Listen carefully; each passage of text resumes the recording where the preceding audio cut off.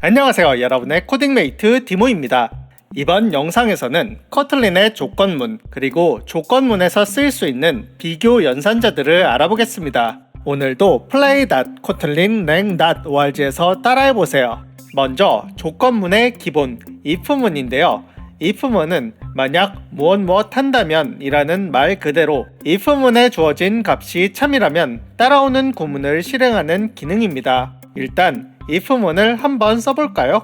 먼저 조건을 테스트하기 위해 a라는 변수를 하나 만들어 정수 7을 넣어보죠. 그리고 if를 쓴 뒤에 괄호 안에 a와 10을 비교하는 조건식을 넣어봅시다. 그리고 이 조건식이 참인 경우에 실행할 println을 중괄호를 치고 써보죠. 이때 중괄호를 치는 이유는 함수처럼 조건문에서도 실행할 구문이 여러 개가 될 수도 있기 때문인데 하나뿐이라면 중괄호를 생략해도 됩니다. 실행해보면 a가 7이므로 10보다 크다라는 조건이 거짓이기 때문에 아무것도 실행되지 않는 것을 보실 수 있습니다. 그럼 하나의 if문으로 거짓인 경우까지 커버할 수는 없을까요? 이럴 때는 if문이 실행되는 구문 뒤에 else를 붙이고 조건이 거짓일 때 실행할 구문을 써주면 됩니다.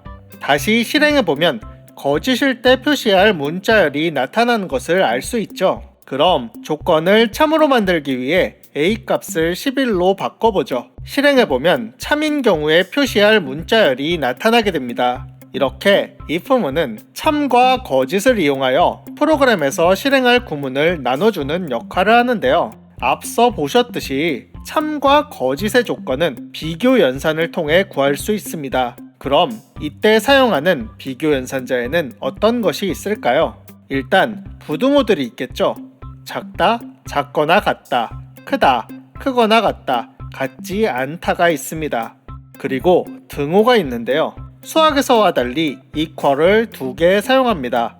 이는 우측의 값을 좌측 변수에 할당하는 할당 연산자와 혼동을 방지하기 위해서입니다. 또한 자료형이 맞는지 체크하는 is 연산자와 자료형이 틀린지를 체크하는 not is 연산자가 있는데요. is 연산자 좌측에 변수를 쓰고 우측에는 확인할 자료형을 쓰면 좌측 변수가 우측 자료형에 호환되는지 여부를 체크하고 형변환까지 한 번에 진행시켜주는 똑똑한 연산자입니다. 자료형의 호환에 관해서는 3편에서 말씀드린 대로 클래스에서 다시 다룰 예정입니다.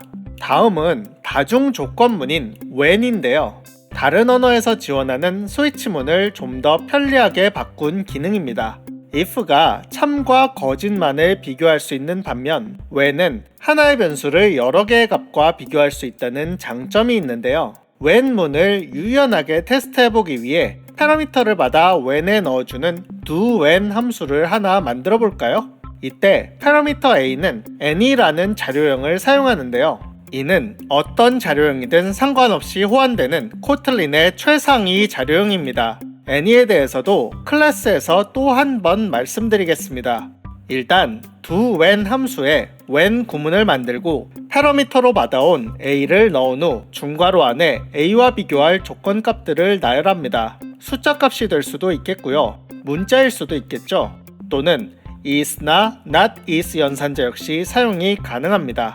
그리고 위에 어떤 조건값에도 맞지 않는 경우 실행할 else문도 있습니다. 다만 등호나 부등호의 사용은 불가능하다는 점 기억하세요. 참고로 여러 개의 조건이 맞을 경우에도 먼저 부합하는 조건이 실행됨을 유의하시고요. 그럼 메인 함수에서 doWhen 함수에 다양한 값을 넣어가며 테스트해보죠.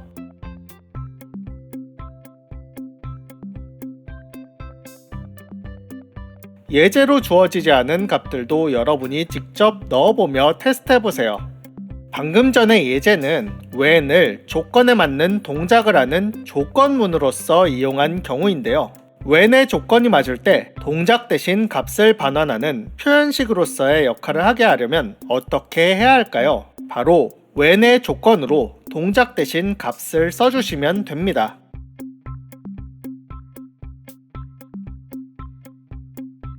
이렇게 하면 when의 결과를 변수에 할당하거나 직접 값으로서 사용할 수 있죠. 웬에서 결과를 변수에 받아 출력해보면 의도대로 동작하는 것을 보실 수 있습니다.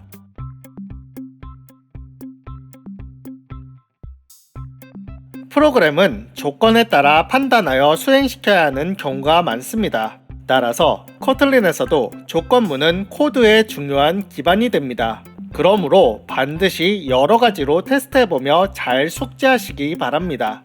그럼 다음 영상에서 계속 찾아뵙겠습니다.